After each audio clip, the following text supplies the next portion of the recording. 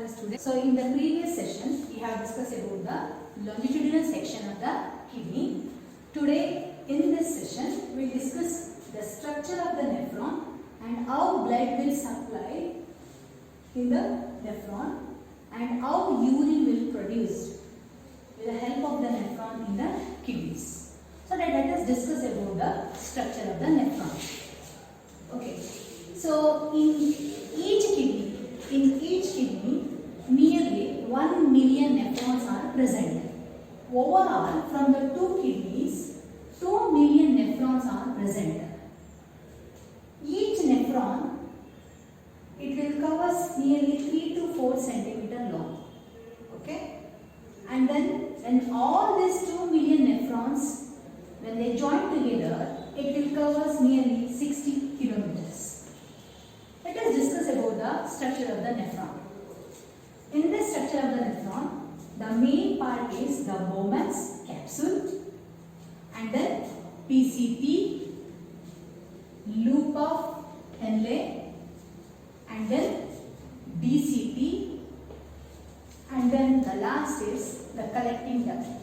So these are the main 5 parts which comes under the structure of the nephron. Let us discuss each part.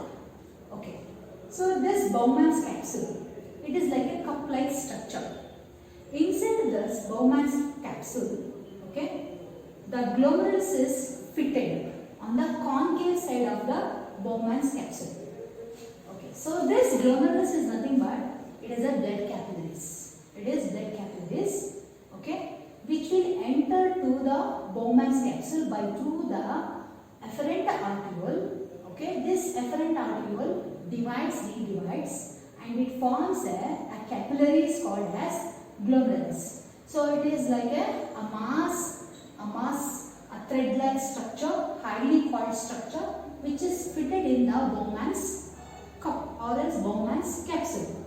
So the glomerulus and the Bowman's capsule together we call as renal capsule. Okay, Bowman's capsule and glomerulus together we call as what? Renal capsule or kidney tubules. So now we will move to the PCT. So what is this PCT? PCT is nothing but proximal convoluted tubule. So this PCT, they have two conversion. So this PCT is very near to the Bowman's capsule. Near to the Bowman's capsule. So what is the main function of this PCT?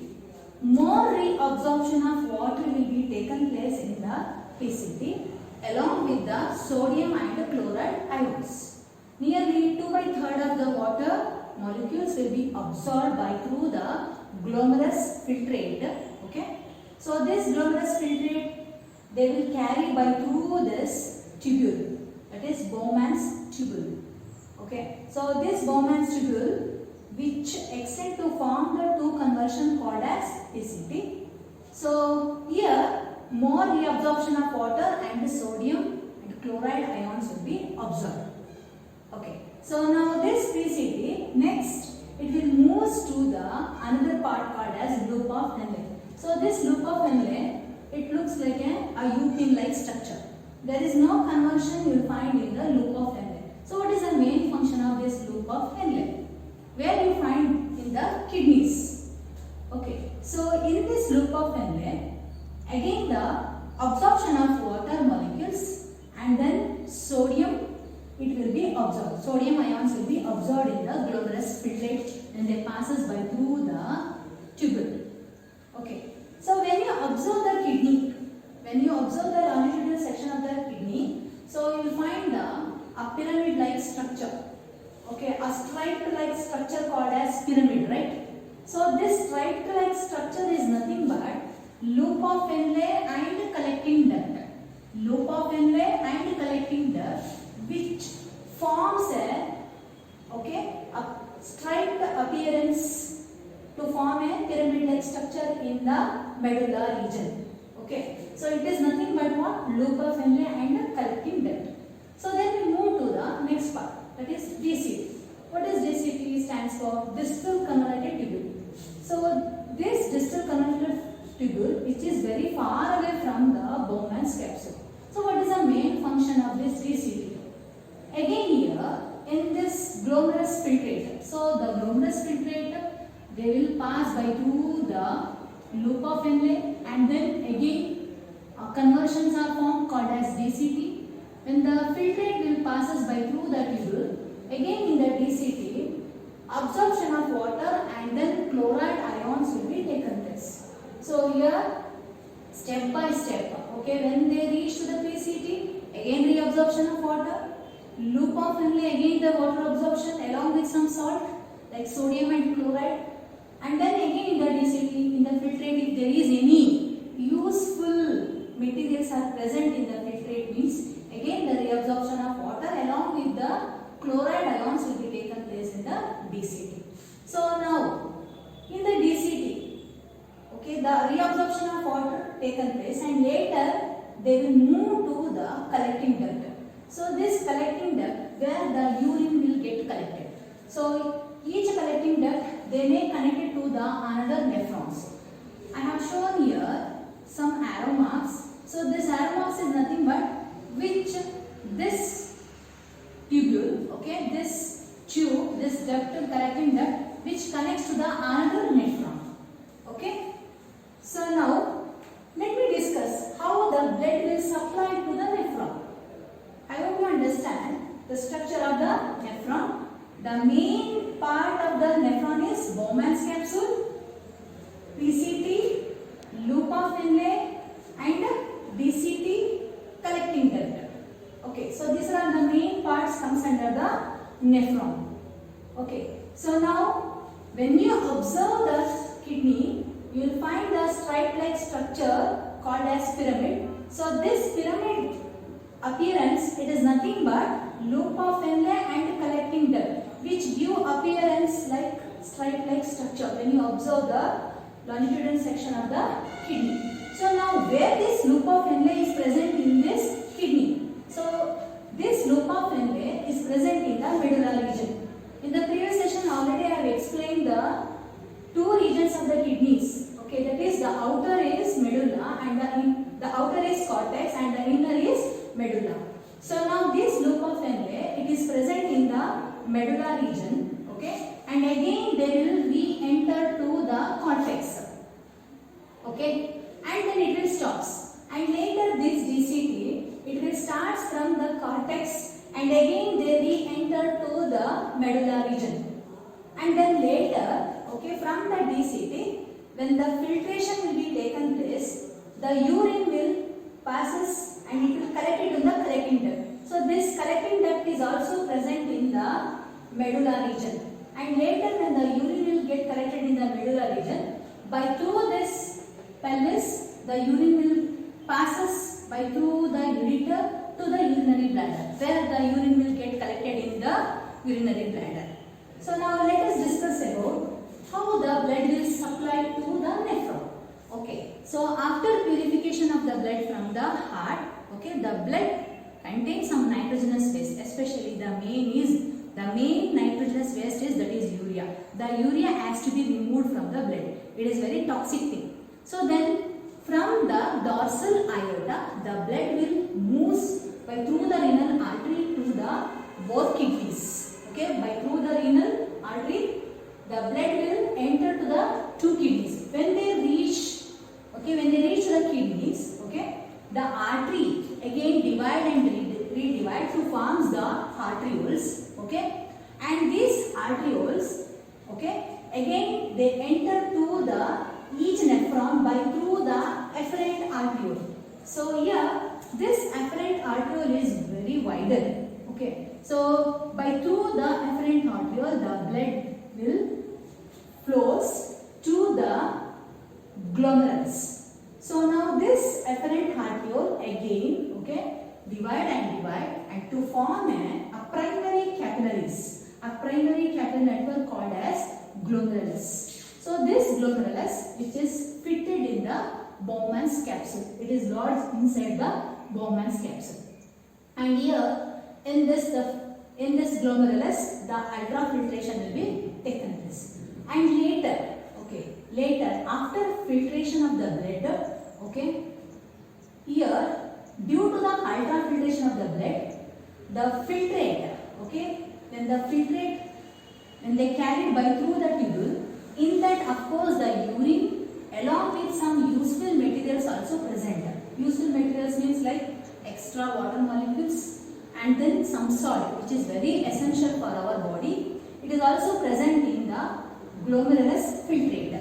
Okay, and then here in this glomerulus, okay, the blood cells, okay, the blood cells and other useful things, it will be remained in the glomerulus. So by through this glomerulus is nothing but capillaries, I said. Okay, again they rejoin to form another arteriole called as efferent arteriole. So this efferent arteriole which comes out from the Bowman's capsule, okay, which is narrower. Due to narrower of the efferent arteriole, okay, some pressure will be created. That pressure we call as hydrostatic pressure. Due to hydrostatic pressure in the efferent arteriole, okay, the ultrafiltration takes place in the Bowman's capsule, and later by through the efferent arteriole, okay, so it forms another capillaries, a secondary capillaries called as vasa recta. So this secondary capillaries we call as what? Vasa recta. So this vasa recta, it will spread over to the loop of Henle, and then even it will spread to the DCT, and from the vasa recta it will come out by through the vein called as renal vein. Okay, so it will enter with vein. Okay, so by through the renal vein it will enter to the heart. Okay, by through the vena cava. You know very well. Okay, so we have studied already in the circulatory system. Okay, so from the right auricle, okay, in right auricle you will find the biggest vein in our body called as vena cava, that is anterior and the posterior vena cava. So by through the posterior vena cava, the blood, the impure blood enter by through the renal vein to the artery, by through the renal vein it will enter to the heart, okay, for further purification of the blood. Okay, so now let me move to the production of urine. How the urine will produce in the nephron. So here in this production of urine there are mainly 3 steps. Okay, by these 3 steps the urine will be formed in the nephron. So let us discuss one by one. What is ultrafiltration? Where ultrafiltration will be taken place. So this ultrafiltration will be taken place in the Bowman's capsule. It takes place in the Bowman's capsule. So why the ultrafiltration takes place in the Bowman's capsule? So here the efferent arteriole. What is this efferent arteriole? This efferent arteriole is nothing but the arteriole which comes out from the glomerulus, okay, which is narrower. Because of the narrower, okay, a pressure is created called as hydrostatic pressure. Because of hydrostatic pressure, the ultrafiltration will be taken place in the glomerulus. So this glomerulus is nothing but it is a primary capillaries. It is a capillary network which is fitted inside the Bowman's cup. Okay, so ultrafiltration takes place in the glomerulus, and later the filtrate will comes out by through the tubule. So in that filtrate some useful salt as well as the extra water molecules also present. Again it will be reabsorbed by the PCT, loop of Henle and TCT. So what about in case of glomerulus? So in this glomerulus a thick mass of blood cells will be remained. Okay, why it will be remained in the form of thick mass means because of ultrafiltration. So why ultrafiltration takes place especially in the glomerulus means because of the efferent arteriole is narrower. The efferent arteriole is narrower. Due to that the hydrostatic pressure will be created. Okay. So now let me move to the reabsorption. So what is reabsorption? So here when the filtrate will be carried by through that tubule, so it will enter to the 2 conversions called as what? PCT, that is proximal convoluted tubule. So in this PCT, more reabsorption of water molecules will be taken place. Nearly 2/3, okay, nearly 2/3 of water molecules will be reabsorbed in the PCT. from the filtrate. Okay. Apart from that, even the sodium and chloride ions, which is very essential for our body, it also will be reabsorbed in the PCT. Why especially in PCT more reabsorption of water molecules will be taken place means because, okay, a hormone called as ADH hormone. So ADH stands for antidiuretic hormone, which is produced from the posterior lobe of the pituitary gland. Okay. So we will discuss in the next lesson endocrine system. You will come to know. Okay. So what type of hormone? What is this? What type of hormone is produced in the pituitary gland and what is their main function? So in the pituitary gland there is anterior lobe and posterior lobe is present. So the posterior lobe, okay, they produces two hormone. One is ADH hormone and another one is oxytocin. So the main function of this ADH hormone is, okay, when they produce from the posterior lobe of the pituitary gland, they will send to the PCT to more reabsorption of water molecules will be taken place due to the ADH hormone. Later, okay, when the filtrate will be carried by to the loop of Henle, okay, again, okay, in that filtrate, okay, some water molecules and even the sodium ions will be reabsorbed in the loop of Henle. So in filtrate, okay, if they find any water molecules in the along with the urine means again it will be absorbed in the loop of Henle, and again by through the loop of Henle when they enter to the DCT, okay. So in DCT again the absorption of water molecules will be taken place in the filtrate along with the chloride ions, because chloride ions and sodium ions is very essential. And main thing is here in DCT, okay, tubular secretion will be taken place. Okay. So in tubular secretion will be taken place. So what is this tubular secretion? So where it will take place? It will take place in the DCT. So the inner wall of the DCT tubule, that is a distal coronary tubule. So some secreting cells are there. Okay. So they will secrete the chemicals which is unwanted things for our body. For example, if you have taken any antibiotics like penicillin means, okay, so it will be given out through the secreting cells, okay, and also the potassium ions, okay, especially the potassium ions, also it will be secreted through the DCT along with the urine, okay. So then through the DCT, okay, the urine, okay, along with the chemicals, and also some drugs, okay. So when we intake the drugs, this also it will comes out along with the urine and later it will collect it in the collecting duct. So in this collecting duct, several other nephrons also connected to the same collecting duct, and then through the collecting duct the urine will get collected, okay, and then later it will collected in the pelvis region. This pelvis region is nothing but what? It is like a basin like structure or like cup like structure where the urine will get collected, and later once the urine will get collected in the pelvis region means later through the ureter the urine will flows to the urinary bladder, and the urine bladder will collects the urine. Once if the urine will fills in the urinary bladder means then only we feel to us to pass the urine. So this feeling, that urge for feeling of urination, again it is controlled by the nervous system, okay. So the capacity of the urinary bladder means nearly 1.5 liter, okay. So daily a person will passes nearly 1 to 1.5 liter of urine. The capacity of the urinary bladder means nearly 400 ml to 600 ml. The urinary bladder will holds the urine, okay.